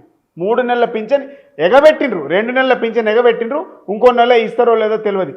మా హయాంలో ఖచ్చితంగా 10 తారీఖు లోపట 2,000 రూపాయల పెన్షన్ పడేది. టెన్షన్గా ఖచ్చితంగా 2,000 రూపాయల పెన్షన్ పడేది. ఇలా పెన్షన్ ఈ నెల పింఛను నెలాఖరు వరకు వస్తుందో రాదన్నటువంటి భావనలో ప్రజలు వెళ్ళిపోయిండ్రు. ఇలా కళ్యాణ లక్ష్మి కింద 1,116 ఇచ్చినాం. మేము 1,00,000తో పాటు మేము తులం బంగారం ఇస్తామని చెప్పిండ్రు. ఇప్పటి వరకు ఒక్క తులం ఎక్కడైనా వీళ్ళు ఇచ్చినట్టుంటే రాజకీయాల నుంచి మనం తప్పుకుంటాం. ఒక్క తులం బంగారం కూడా ఒక్క మనిషికి కూడా ఇవ్వలేదు. తులం బంగారం ఇవ్వకపోవడం, అసలు కళ్యాణ లక్ష్మే కట్ చేసి పడేసిండ్రు వీళ్ళు. షాదీ ముబారక్, కళ్యాణ లక్ష్మి 2 కట్ చేసి పడేసిండ్రు. సీఎంఆర్ఎఫ్ చెక్కులు మేము ఇచ్చినటువంటి చెక్కులను కూడా ఆపెట్టిండ్రు. ఇలా సీఎంఆర్ఎఫ్ చెక్కులు కూడా రానటువంటి దుస్థితి ఈ రాష్ట్రంలో ఉన్నది. అంటే మీరు చెప్తా ఉన్నారు కదా, గిన్ని ఉన్నాయి చెప్పుకుంటూ పోతే ఇదో పెద్ద చాటభారతం బుచ్చన్న, ఏమనుకుంటున్నారు? తెలంగాణలో ఆనాడు టీఆర్ఎస్ ప్రభుత్వం ఏర్పడిన తర్వాత ఎన్కన్వెన్షన్కు బుల్డోజర్ వెళ్ళి టచ్ చేసి వచ్చింది. రేవంత్ రెడ్డి ఇది చెరువు నీళ్ళల్లో ఉన్నది, దీన్ని కూల్చేసింది. ఇప్పుడు మీరు చెప్పిన అన్ని విషయాలను ఈ హైడ్రా అనేది అధిగమించింది అంటే మీరు ఏకీభవిస్తారా? మేము కూల్చివేతలకు వ్యతిరేకం కాదు అని మేము క్లియర్గా పార్టీ తరఫున చెప్పినాం. జెన్యున్గా ఎక్కడైతే ఎఫ్టీఎల్ ఉన్నాయో, బఫర్ జోన్లు ఉన్నాయో, ఖచ్చితంగా ప్రొహిబిషన్లు ఉన్నాయో వాటన్నిటిని కూడా కూల్చండి. కూల్చడానికి ముందు ఏం చేయాలంటే అసలు హైడ్రాకు విధి విధానాలు ఉండాలి. హైడ్రాకు లక్ష్యం ఏందో చెప్పాలి. హైడ్రా శాంటిటీ ఉందా లేదా చెప్పాలి. హైడ్రాకు చట్టబద్ధత ఎట్లున్నదో చెప్పాలి. హైడ్రా అసలు ఎఫ్టీఎల్ జోన్ కింద, బఫర్ జోన్ కింద ఎన్ని ఎకరాలు, ఎన్ని ఫ్లాట్సు, ఎన్ని స్థలాలు గుర్తించిందో చెప్పాలి. వాళ్ళకు నోటీసులు ఇవ్వాలి. నోటీసులు ఇచ్చి గడువు ఇవ్వాలి. అప్పుడు కూలగొట్టాలి. ఇలా మీరు కూలగొట్టిండ్రు. మీరు ఏం చేసిండ్రు? ఇక్కడ కొన్ని కూలగొట్టి మహబూబ్నగర్ జిల్లాకు వెళ్ళి కాంగ్రెస్ హయాంలో 2007 కాంగ్రెస్ హయాంలో పట్టాలు ఇచ్చింది. ఎస్సీలకు 70 కుటుంబాలకు ఎస్సీలకు పట్టాలు ఇచ్చింది. ఇలా వితౌట్ నోటీసులు రాత్రి పోయి కూలగొట్టి రోడ్ల మీద తీసుకొచ్చింది. చెరువు పట్టాలు ఎక్కడిచ్చినా చెప్పండి. చెరువులో ఇచ్చిందా, బఫర్ జోనా? ఎక్కడిచ్చినా కాంగ్రెస్ హయాంలో పట్టాలు వచ్చినాయి. కాంగ్రెస్ హయాంలో పట్టాలు వచ్చినాయి. పట్టాలు ఇచ్చిన వాటికి ఇక్కడనేమో దుర్గం చెరువు కానివ్వండి, లేకుంటే హిమాయత్ సాగర్ కానివ్వండి, ఉస్మాన్ సాగర్ కానివ్వండి, సున్నం చెరువు కానివ్వండి, ఏదైనా బడా నాయకులకేమో నోటీసులు ఇస్తుండ్రు, బడుగు జీవులకేమో కూలగొట్టిస్తున్నారు. సున్నం చెరువు దగ్గర ఏమైంది బుచ్చన్న? ఇలా పొద్దున పిల్లలేమో స్కూల్కి పోయిండ్రు, వచ్చే వరకు ఇల్లు లేదు మాది అని పిల్లలు ఏడుస్తుంటే అసలు ఎంత బాధపడాలి? మా పుస్తకాలు ఇళ్ళనే పోయినాయి అని అన్నారు. స్కూల్కి పోయేటప్పుడేమో ఇల్లు ఉంటుంది, స్కూల్కి పోయేవారేమో నీలమట్టం అవుతుంది. మా పుస్తకాలు తీసుకునే అవకాశం ఇవ్వండి, మా పుస్తకాలు దాని కింద ఉన్నాయి, మేము పుస్తకాలు చదువుకోవాలి, మా బట్టలు అండ్లు ఉన్నాయి, మా కొత్త బట్టలు అండ్లనే ఉన్నాయి అంటే అధికారులకు కొంచెం వివక్షణ ఉండదా? అంటే అక్కడ మనుషులను మానవత్వం ఉండదా? ఎందుకంటే వాళ్ళకు ముందే ఇలా నోటీస్ ఇచ్చినా లేదా ఎస్సీల తెలియదు. నేనేమంటున్నా, ఎస్సీల ఇండ్లు కూలగొట్టడానికి, పేదల ఇండ్లు కూలగొట్టడానికేమో హైడ్రా రూల్స్ వర్తించవు. ఇలా ధనికుల ఇండ్లు కూలగొట్టడానికి మాత్రం ఇలా వాళ్ళకి 15 రోజులు నోటీసులు ఇస్తారు, నెల రోజులు నోటీసులు ఇస్తారు. ఎందుకు ఇస్తుండ్రు నిజమేనా నోటీసులు? ఇది? నిజమేంది, 100% నిజం. అందుకే మీరు ఒక కెమెరా పట్టుకొని గ్రౌండ్ రూట్కి వెళ్ళండి. ఇలా మహబూబ్ నగర్ జిల్లా అంటే ఇప్పుడు అది ఒక మాట, ఈ హైడ్రా కూల్చిన 3-4 అంతస్తులైన దళితులైనా, ఎన్కన్వెన్షన్ దళితులదేనా? నేనేమంటున్నా, అటువైపు నుంచి ఆర్గ్యుమెంట్ ఇది. నేను అందుకే నా వాట సరిగిన లేదు. ధనవంతులకు బడుగులకు వ్యత్యాసం ఉండాలంటున్నా. ఇలా ఇన్కన్వెన్షన్ కూర్చున్నందుకు ఎవరు మాట్లాడతలేరు. సున్నం చెరువులో పేదల ఇండ్లు కూర్చున్నందుకు నేను మాట్లాడుతున్నా అంటున్నా. వాళ్ళకి ఎక్కడైనా ఆల్టర్నేట్ చూపించాల్సిందే. ఆల్టర్నేట్ చూపించి కూలగొట్టాలంటున్నా. ఇలా ఇన్కన్వెన్షన్ కూలగొడితే ఆయనకు ఇల్లు ఉంది, వ్యవస్థ ఉంది, పెద్ద బాధ కాదు. ఇలా 10 అంతస్తుల బిల్డింగ్ కట్టిన బిల్డర్ ఎవడైతున్నాడో బిల్డర్కు నోటీసులు ఇవ్వలే, మీరు బిల్డర్కు పనిష్మెంట్ ఇవ్వలే. పర్మిషన్ ఇచ్చినటువంటి అధికారులకు పనిష్మెంట్ లేదు, వాళ్ళ విషయంలో కట్టినటువంటి బిల్డర్కు పర్మిషన్ లేదు, డెవలపర్స్కు పర్మిషన్. ఇలా పేదవాడికి ఎందుకు పర్మిషను, పేదవాడికి ఎందుకు పనిష్మెంట్ అంటున్నా. ఇలా మహబూబ్ నగర్ జిల్లాలో 70 కుటుంబాల దళితుల ఇండ్లు కూలగొట్టడానికి ఇలా మీకేమో చేతులు వస్తాయి.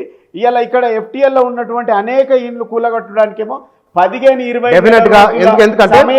దళితులే కాదు, దళితులైనా బీసీలైనా. ఇలా ముఖ్యమంత్రి అన్న తిరుపతి రెడ్డి గారి ఇల్లు ఇలా దుర్గం చెరువు పక్కనే FTLలో ఉంటుంది ఇల్లు. ఆయనకు నెల రోజులు ఎందుకు ఇవ్వాలంటే గడువు? కులగొట్టు. FTL చుట్టుపక్కల ఉన్నటువంటి ఇళ్ళను కులగొట్టు. ఎందుకు గడువిస్తున్నాం అంటున్నా. అంటే వీళ్ళకి ఇవ్వలేదు. అరే మీకు తెలియదా? ఈ పేద ఎవలై కూలగొడుతుండ్రు వీళ్ళంటే బుచ్చన్న గుర్తుపెట్టుకోవాల్సింది, పేదల ఇండ్లు, షెడ్లు వేసుకున్నటువంటి ఇండ్లు, గుడిసెలున్నటువంటి ఇండ్లు, ఇలా రోడ్ల మీద టిఫిన్ సెంటర్లు, టీ స్టాల్స్ పెట్టుకున్న వాటిని కూల్చివేసి ఇలా మీ ఎలక్షన్ ఖర్చుల కోసం చేసేటువంటి దందా ఇది. ఇలా మహారాష్ట్ర ఎన్నికలు వస్తున్నాయి కాబట్టి ఈ దందా కోసం ఇది దందా మొదలు పెట్టిండ్రు. ఇది మేము తీవ్రంగా ఖండిస్తున్నాం. నేనేమంటున్నా, హైడ్రాకు విధి విధానాలు ఉండాలి. ఎక్కడెక్కడ ఇలా FTLలో ఇండ్లు ఉన్నాయి, FTLలో ఆక్రమించింది ఎంత, ఆక్రమించినటువంటి స్థలాలు ఎన్ని, లేఅవుట్లు ఎన్ని ఇండ్లు కూల్చాలి, వాటి మీద ఒక లేఅవుట్ మీ దగ్గర చిట్టా పెట్టుకొని వాళ్ళందరికీ నోటీసులు ఇచ్చి ఆల్టర్నేట్ ఎందుకు ఇయ్యలేదు? శ్రీనివాస్ గారు ఒకటి ఇందులో క్లారిటీ ఏమిటంటే, చెరువులలో లోతట్టు ప్రాంతాలు, నీరు చేరుకునే ప్రాంతాల్లో ఇల్లు కట్టడం వలన హైదరాబాద్లో ఎప్పటి నుంచో ఇబ్బందులు పడుతూ ఉన్నారు. అది ఇక్కడ కూల్చుతున్న వాటిల్లో పేదలు సాధారణంగా చిన్న చిన్న అగ్గిపెట్టె లాంటి ఇల్లు ఉంటాయి పేదలై. అలాంటి వాళ్ళ ఇండ్లు ఒక ప్రత్యామ్నాయం చూయించి ఆ ఇళ్లను కూల్చివేస్తే బాగుంటుంది. ఎందుకోసంటే వాళ్ళు ఎక్కడ ఉండాలో తెలియదు. వాళ్ళు చిన్న ఇంట్లో రోడ్ల మీద పడితే వర్షాకాలం ఇబ్బంది అవుతుంది, పిల్లలు ఉంటారు. వీళ్ళకు ఆల్టర్నేట్ ఎక్కడో చూపించాలి. చూపించిన తర్వాత వాళ్ళను అక్కడ ఇండ్లు కూల్చితే బాగుండేది. అదొక అంశం. ఈ విషయంలో ప్రభుత్వం చాలా సీరియస్గా గుర్తించాలి చెప్తుంది. పెద్ద పెద్ద బంగ్లాలు కూల్చడం వల్ల వారికి ఇంకో ఇల్లు ఉంటుంది, ఎవరు ఆదుకునే వాళ్ళు ఉంటారు. పేదవాళ్ళకు ఆ స్కోప్ ఉండదు, అవకాశం ఉండదు. కాబట్టి ప్రభుత్వమే తల్లి తండ్రిలాగా ఆలోచించాలి పేదల విషయంలో. వాళ్ళ దళితులైనా బీసీలైనా పేదవాళ్ళు ఎవరైనా ఉండగానే వాళ్ళ విషయంలో ఆలోచించవలసిన ప్రభుత్వం అది. ఇక్కడ ఈ మధ్యకాలంలో బీఆర్ఎస్ నాయకులు చేస్తున్న ఆర్గ్యుమెంట్ కూడా అది గాంధీ విషయంలో అసలు ఆ వివాదం ఏమిటి? చిలికి ఎక్కడెక్కడో అయిపోయి ఇండ్ల మీదకి పోవడం, కొత్త తరహా అంశాలు ఇంతకు 10 ఏళ్లకు ముందు ఎన్నడూ లేని విధంగా కనబడింది. అదేమిటి బుచ్చన్న, మీరు ఇందాక ఒక మాట చెప్పిండ్రు, దాన్ని మీరు అడిగిన ప్రశ్నకు ఆన్సర్ చెప్పి నేను మళ్ళీ మీరు దీనికి వస్తాను. గాంధీ గారు చేసినటువంటి స్టేట్మెంటు, కౌశిక్ రెడ్డి గారి మధ్యలో జరిగినటువంటి సంభాషణ. గాంధీ గారికి బీఆర్ఎస్ పార్టీ 3 సార్లు అవకాశం ఇచ్చింది, 3 సార్లు ఎమ్మెల్యే గెలిచి ఇలా బీఆర్ఎస్ పార్టీ నుంచి కాంగ్రెస్ పార్టీ కండవ కప్పుకున్నది నిజమే. కాంగ్రెస్లో పోయినా అని చెప్పి నీ ట్విట్టర్ దారి చేసింది నిజమే. ఇలా పబ్లిక్ అకౌంట్ చైర్మన్ను ఆయనకి ఇవ్వడం వల్ల ఈ రభస మొదలైంది కదా. ఎక్కడైనా ప్రతిపక్ష పార్టీలకు మాత్రమే పబ్లిక్ అకౌంట్ చైర్మన్ ఇస్తారు, ఆన్వాయితీ సంప్రదాయం. దానికి ఇచ్చిండ్రు అనే దాని మీదనే మనం మాట్లాడడం వల్ల ఇలా కౌశిక్ రెడ్డి గారి మీద మొదటగా ఆయన స్పందించిన మాట ఏంటంటే, నువ్వు నా కాన్స్టిట్యున్సీలో బతకడానికి వచ్చినావు, హుజురాబాద్కి వెళ్ళి కరీంనగర్కి వెళ్ళి అన్నాడు. నువ్వు నా కాన్స్టిట్యున్సీలో ఉంటున్నావు, కరీంనగర్ నుంచి హుజరాబాద్ నుంచి నా కాన్స్టిట్యున్సీలో బతకనికి వచ్చినావు, నువ్వేవాడు అన్నాడు ఆయన. దీనికి ఆయన ఇచ్చినటువంటి రిప్లై ఏంటంటే, నువ్వు కృష్ణా జిల్లాకి వెళ్ళి బతకొచ్చినావని ఈయన అన్నాడు. వీళ్ళిద్దరి మధ్యలో సంభాషణను పార్టీకి రుద్దద్దు, వ్యక్తిగత కామెంట్స్. ఒకవేళ మా భావన అదే ఉంటే 10 సంవత్సరాలు కేసీఆర్ గారి నాయకత్వంలో 14 సంవత్సరాల ఉద్యమంలో ఆంధ్ర వాళ్ళ కాళ్ళకు ముళ్ళు కుట్టుకుంటే నా పంటితో పీకేస్తా అని కేసీఆర్ గారు చెప్పింది. అన్నదాముల్లాగా విడిపోదాం, ఆత్మీయులాగా కలిసి ఉందాం అనేది మన స్లోగన్. ఇలా మీరు గాంధీ మా కౌశిక్ రెడ్డి ఎమ్మెల్యేనేమో మాదాపూర్లో హౌస్ అరెస్ట్ చేస్తారు. నేను ఈ పార్టీలో ఉన్నా, అందుకే నాకు ఈ పార్టీలో ఉన్నా కాబట్టి నాకు పబ్లిక్ అకౌంట్ చైర్మన్ వచ్చింది అనేసి గాంధీ స్టేట్మెంట్ ఇచ్చిండు. కౌశిక్ రెడ్డి ఎమ్మెల్యే గారు ఏమి ఇచ్చిండ్రు, నువ్వు మా పార్టీలో ఉంటే రేపు అందరం కలిసి మీ ఇంటికాడ మీటింగ్ పెట్టుకుంటున్నాం రా అని ఈయన స్టేట్మెంట్ ఇచ్చిండు. ఇదే కదా. నిజాంపేటలో ఉండేటువంటి గాంధీ గారి ఎమ్మెల్యే దాదాపుగా 6-7 పోలీస్ స్టేషన్ల పరిధి దాటి వచ్చిండు. 6-7 పోలీస్ స్టేషన్ల పరిధి దాటి వచ్చి ఒక 10-15 ట్రాఫిక్ సిగ్నల్ దాటి వస్తే నీకు ప్రెస్ వాళ్ళు అన్ని టీవీలు లైవ్ ఇస్తాయి, పోలీసు వాళ్ళు ఎస్కట్ ఇస్తారు. ఇంటి మీదకి వచ్చి ఇవాళ నిలబెట్టి ఇవాళ మీరు గాంధీ గారు మాట్లాడిన మాటలు వినండి. అరే కౌశిక్ రెడ్డి, నీ ఇంటి ముందుకు వచ్చా, అది సమరసింహారెడ్డిలా బాలకృష్ణ మాట్లాడిన మాటలు లెక్క. అరే నీ ఇంటి ముంగట్టుకు వచ్చా, నీ గేట్ ముంగట్టుకు వచ్చా, దమ్ముంటే బయటకు రారా చూసుకుందామా అంటాడు. ఇది ప్రభుత్వానికి బుచ్చన్న ఇది మంచిదేనా? హైదరాబాద్ బ్రాండ్ ఇమేజ్కి ఒక ఎమ్మెల్యే, అధికార పార్టీ ఎమ్మెల్యే, ఇలా ప్రతిపక్ష పార్టీ ఎమ్మెల్యే ఇంటి మీదకి వందలాది మంది జీబులు వేసుకొని, వందలాది మంది గుండాలను వేసుకొని, పోలీసు బలగాల మధ్య ఇలా పోలీసులు అక్కడి నుంచి ఇక్కడ దాకా ఏసీపీ, సిఐ పోలీసులు, వందలాది మంది పోలీసులు ఆయనకి ఎస్కట్టిస్తారు. గేటు ముంగట్లు నిలబడి గేటును బద్దలు కొట్టి పలగొట్టి లోపలికి వెళ్ళి ఇంటికి వెళ్ళి పూల కుండీలు, కిటికీలు, అద్దాలు అన్నీ పలగొడతాయి. అధికార పార్టీ బాధ్యతాయుతంగా ఉండి హోంమంత్రి లా అండ్ ఆర్డర్ను కంట్రోల్ చేసుకోవాల్సిన బాధ్యత ఉందా ఈ ప్రభుత్వానికి లేదా? చెప్పండి, ఒక మాట చెప్పండి. బాధ్యతాయుతంగా వ్యవహరించి గాంధీ గారిని, కౌశిక్ రెడ్డి గారిని ఎట్లయితే ఆపినరో గాంధీ గారిని కూడా హౌస్ అరెస్ట్ చేస్తే ఈ నష్టం జరగపోయేది కదా. ఇలా గాంధీ గారిని వందలాది మంది పోలీసుల మధ్యలో, వందలాది మంది కాంగ్రెస్ కార్యకర్తలు గుండాల మధ్యలో ఎమ్మెల్యేకేమో ఎస్కట్ ఇచ్చి పంపిస్తారు, ఈ ఇంట్లోనేమో ఎమ్మెల్యేని హౌస్ అరెస్ట్ చేసేమో దాడి చేపిస్తారు. ఇది ఎంతవరకు సబాబు? ఇది ఇంతటితో ఆగకుండా మా డిమాండ్ ఏంటంటే, ఎమ్మెల్యే గారు మా ఇంటికి వచ్చి ప్రతిపక్ష ఎమ్మెల్యే మీద అధికార పార్టీ ఎమ్మెల్యే దాడి చేసిండు, దాడికి బాధ్యులైనటువంటి వారిని వెంటనే అరెస్ట్ చేయాలి. ఆ అధికారులు ఎవరైతే విధి నిర్వహణలో ఉన్నటువంటి అధికారులు ఏసీపీ, సిఐ ఉన్నారో వాళ్ళని విధుల నుంచి తొలగించాలని మా డిమాండ్తో సైబరాబాద్ కమిషనరేట్కి వెళ్ళి సిపికి కలిసి, సిపి లేడు, వీళ్ళ మీద చర్యలు తీసుకొని నేను చర్యలు తీసుకోలే, మేము అక్కడే కూర్చున్నాం. సిపి వెళ్ళిపోయిండు, జాయింట్ సిపికి ఇచ్చినాం, సిపి వెళ్ళిపోయిండు, మేము 2 గంటలు కూర్చున్నాం, 3 గంటలు కూర్చున్నాం, నిరసనకు దిగినాం. మమ్మల్ని తీసుకుపోయి ఏం చేయాలి? జనరల్గా డెఫినెట్గా కేసులు పెడతాం, లేదంటే మేము వాళ్ళను సస్పెండ్ చేస్తాం. హామీ ఇవ్వాలా లేదా? ముఖ్యమంత్రి స్పందించాలనా? హోంమంత్రి అయిన దగ్గరనే ఉంది, స్పందించాలనా? డిప్యూటీ సీఎం ఉన్నాడు, స్పందించాలనా? ఈ రాష్ట్రం బ్రాండ్ ఇమేజ్ పోతుంది, అరే ఎందుకు ఈ గొడవలు అనేసేటువంటి ఆలోచన ఈ ప్రభుత్వానికి సోయి ఉండాలనా లేదా? రెచ్చగొట్టి ఇండ్ల మీద దాడులు చేసి కార్యకర్తలను మమ్మల్ని కొట్టించి మేము శాంతియుతంగా నిరసన తెలియజేసి మేము ఏంది కంప్లైంట్ ఇవ్వడానికి పోతే మమ్మల్ని అరెస్ట్ చేసి ఈ 14 సంవత్సరాలు ఉద్యమం జరిగితే బుచ్చన్న గారు, ఆ రోజు మీరున్నారు, నేను కూడా మీతో పనిచేసిన 14 ఏళ్ళ ఏనాడు కూడా మనలా ఈ పోలీసులు దాదాపుగా 100 కిలోమీటర్లు తీసుకుపోయినరు. ఎక్కడ? నల్లమల్ల అడవుల దాకా తీసుకుపోయినారు మమ్మల్ని. రాత్రి 10-10:30 అయింది. మేము శంషాబాద్ రింగ్ రోడ్డు దాటిన తర్వాత ప్రజలందరూ అలర్ట్ అయ్యి బస్సులు ఎటుకేలు వస్తున్నాయో తెలియక 3 బస్సులలో అరెస్ట్ చేసారు మమ్మల్ని. ప్రజలు తెలుసుకొని కేశంపేట, అక్కడ తటికొండ, అదేంటి మన కల్వకుర్తి కాన్స్టిట్యున్సీలో ఉన్నటువంటి అక్కడ ఆ ప్రాంతం కలకొండపల్లి పోలీస్ స్టేషన్, ఈ ప్రాంతాలకు స్వచ్ఛందంగా ఏ రూట్లో అయితే వెళ్తున్నామో ఆ రూట్లలో స్వచ్ఛందంగా గ్రామ ప్రజలు స్వచ్ఛందంగా వచ్చిండ్రు. 1000 మంది రోడ్ల మీదకి వచ్చిండ్రు. ఎవడు చెప్పలే. ఇందాక మీరు అడిగిండ్రు కదా, ప్రజలు మీకు స్వచ్ఛందంగా వస్తున్నారు. ఆనాడు ఉన్నాడు, ఆనాడు ప్రజలు అయితే వందలాది వేల మంది వచ్చిండ్రు. కేశంపేట పోలీస్ స్టేషన్కు రాత్రి 12:30కు దాదాపుగా 4,000 మంది ఉంటారు. ఎప్పుడు వచ్చిండ్రు? నైట్ ఆ రోజు. ఏ రోజు? ఎప్పుడైతే మమ్మల్ని అరెస్ట్ చేసిండ్రో ఆ రోజు. మిమ్మల్ని అరెస్ట్ చేసింది ఎప్పుడు? మమ్మల్ని తెలంగాణ ఉద్యమంలో మొన్న కౌశిక్ రెడ్డి గారి, గాంధీ గారి ఇష్యూలో, మొన్నటి ఇష్యూలో చెప్తున్నా నేను. మమ్మల్ని అంత దూరం అరెస్ట్ చేసి ఎవరన్నా 100 కిలోమీటర్ల ఊరవతల వదిలేసేయండి చెప్పిండ్రట సీఎం గారు. ఊరవతల city border, last border Mahabubnagar జిల్లాలో, సొంత మహబూబ్ నగర్ జిల్లాలనే ప్రజా ఆగ్రహాన్ని చూసిండు ముఖ్యమంత్రి గారు. నేనేమంటున్నా, 4,000-5,000 మంది పోలీస్ స్టేషన్కి వస్తే ఆ జిల్లాలో ఉన్నటువంటి పోలీసు యంత్రాంగం అంతా దిగింది. కంట్రోల్ చేయలేని పరిస్థితికి వెళ్ళిపోయింది. ఉద్యమం ప్రజల చేతిలోకి తీసుకెళ్ళి అనివార్యంగా డీసీపీ వచ్చి మిమ్మల్ని అరెస్ట్ చేయలేదు, దయచేసి వదిలేయండి అన్న, మీరు వెళ్ళిపోండి అన్నాడు. ఇది అంటే నేనేమంటున్నా, ఏం చేయదలుచుకున్నా అంటే లా అండ్ ఆర్డర్, నేనేమంటున్నా లా అండ్ ఆర్డర్ను కంట్రోల్ చేయాల్సినటువంటి వాళ్ళే కంట్రోల్ తప్పించి మా మీద దాడులు చేయించారు.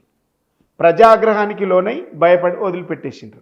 ఒకటి, దీన్ని ఖండించాల్సినటువంటి ముఖ్యమంత్రి గారు ఖండించకుండా మహేష్ గౌడ్ ప్రమాణ స్వీకారోత్సవంలో ముఖ్యమంత్రి గారు మాట్లాడితే ఏం మాట్లాడతారంటే, వాళ్ళు వస్తాన్నారు రాలేదు, మనలో పోయి చింతపండు చేసిండ్రు అన్నారు. ఇది చెప్పచ్చా ముఖ్యమంత్రి?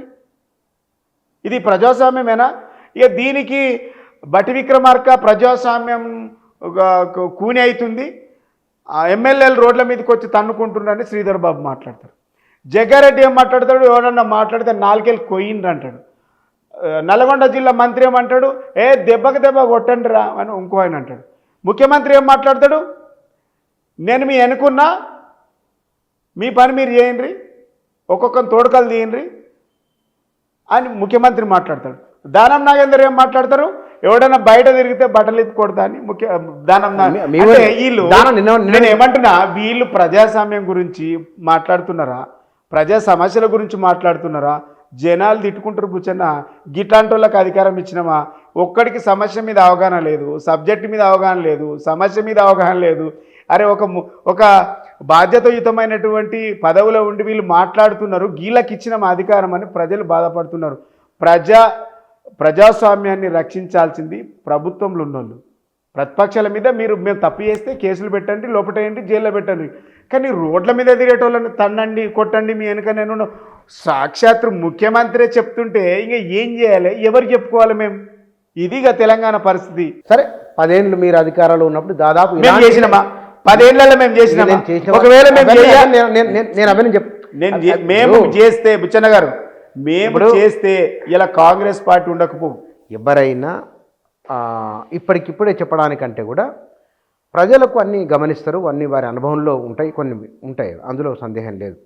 ఇక్కడ మీ స్పందన అనేది అది తెలుస్తుంది, అది అనేది మీ స్పందన అనేది మరీ వెనువెంటనే ఉన్నది, కొంత ఆగొచ్చు అనే ఒక అభిప్రాయం పబ్లిక్లో వ్యక్తం అవుతుంది. మీరు దీంతో ఏకీభవిస్తారా, లేదా సరిగానే స్పందిస్తున్నాము అనే భావన? బుచ్చన్న గారు, మేము కొడతాము తంతము అంటే మేము నోరు మూసుకుని ఒక ప్రజల పక్షాన ప్రతిపక్షంగా ఉన్నాం.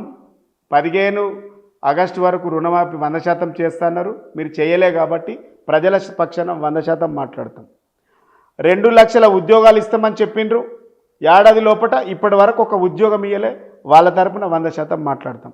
2,000 రూపాయల పెన్షన్ని 4,000కు పెంచుతామన్నారు, మీరు పెంచలే కాబట్టి వాళ్ళ పక్షాన మాట్లాడతాం. వికలాంగులకు 4,000 కాదు 6,000 ఇస్తామని చెప్పిండ్రు, డెఫినెట్గా వాళ్ళ పక్షాన కొట్లాడతాం. ఇలా నిరుద్యోగులకు 4,000 రూపాయల భృతి ఇస్తామని చెప్పిండ్రు, 9 నెలలు దాటింది, ఇప్పటి వరకు భృతి ఇయ్యలే కాబట్టి వాళ్ళ పక్షాన కొట్లాడతాం. ఇట్లా అందరి పక్షాన ప్రతిపక్షంగా ఉన్నాం కాబట్టి డెఫినెట్గా వాళ్ళ పక్షాన కొట్లాడతాం. ఇలా కాంగ్రెస్ పార్టీ పెద్దలే, మంత్రులు, ముఖ్యమంత్రులు రెచ్చగొడుతూ ఉన్నారు. ఇలా వాళ్ళ లా అండ్ ఆర్డర్ను కంట్రోల్ చేయకుండా ఇలా కంట్రోల్ తప్పించి దాడులు చేస్తూ ఉన్నారు. కాబట్టి ప్రధాన ప్రతిపక్షం మీద నోరు తెరిస్తే దాడులు, మాట్లాడితే దాడులు, ప్రశ్నిస్తే దాడులు. అసలు మొన్న మేము నిరసన కార్యక్రమం ఇచ్చినాం, ఒక్క ఎమ్మెల్యేని బయటకు వెళ్ళనియరా? నిరసన కదా మేము ఇచ్చింది, నిరసన తెలుసుకొని మేము వైలెన్స్ చేస్తే కేసు సరే, ఒక్క ఓకే, ఎమ్మెల్యే నీకు రాష్ట్రంలో బహుశా నాకు ఒకటి అర్థమైంది. మొత్తం ఎమ్మెల్యే బుచ్చన్న గారు నాకు విషయం అర్థమైంది. లా అండ్ ఆర్డర్ తెలంగాణ ప్రజల పక్షాన మాట్లాడతాం. తెలంగాణ ఉద్యమం ఇప్పుడు నేనేమంటున్నా ఒక మాట మీరు చెప్పండి. ప్రత్యేక రాష్ట్ర ఉద్యమం జరుగుతున్నప్పుడు బీఆర్ఎస్ నాయకులు చాలామంది చాలా గాంభీర్యమైన ఉపన్యాసాలు మాట్లాడిండ్రు. 10 సంవత్సరాల అధికారంలో ఉన్నప్పుడు కొద్ది మంది తప్ప మిగతా వాళ్ళు ఎవరూ మాట్లాడలేదు. ఇప్పుడు మళ్ళీ అధికారం పోయిన తర్వాత బీఆర్ఎస్ నాయకులు ఆగుమన్నా ఆగకుండా మాట్లాడుతున్నారు. ఆ 10 ఏళ్ళు మాట్లాడమన్నా సరే ఆచి తూచి చాలా పొదుపుగా మాట్లాడి మీ మాటల్లో తేడా చాలా స్పష్టంగా కనబడుతున్నది. ఈ 10 ఏళ్లలో అధికారంలో ఉన్నప్పుడు మనం మాట్లాడుకున్నాం, ఇంటర్వ్యూ చేసిన నేను, అది ఇప్పుడు ఈ మాటలకు చాలా తేడా కనబడుతున్నది. మీరన్న మాటలకు దీని వెనకాల రెచ్చగొట్ట ధోరణితోనే ఇలాంటి మాటలు వస్తూ ఉన్నాయి. ఎవరైతే ప్రజాస్వామ్యాన్ని కాపాడాల్సినటువంటి ప్రభుత్వము, ప్రభుత్వ పెద్దలు, యంత్రాంగమే ఇలా ఈ విధంగా రెచ్చగొడుతూ ఉన్నది. సామాన్యుడిపైన జులుం చేస్తూ ఉంటే ప్రధాన ప్రతిపక్షంగా ఊరుకోము. మా కార్యకర్తలను తీసుకుపోయి లోపటేస్తూ ఉంటే మా కార్యకర్తల కోసం ప్రజలకు ఇచ్చిన వాగ్దానాలు నెరవేర్చడానికి మేము నోరు విప్పుతామంటున్నా. ఇది మాకు కూడా 1 ఇయర్ దాకా మాట్లాడాలని లేకుండే, వీళ్ళే మాట్లాడుతారు.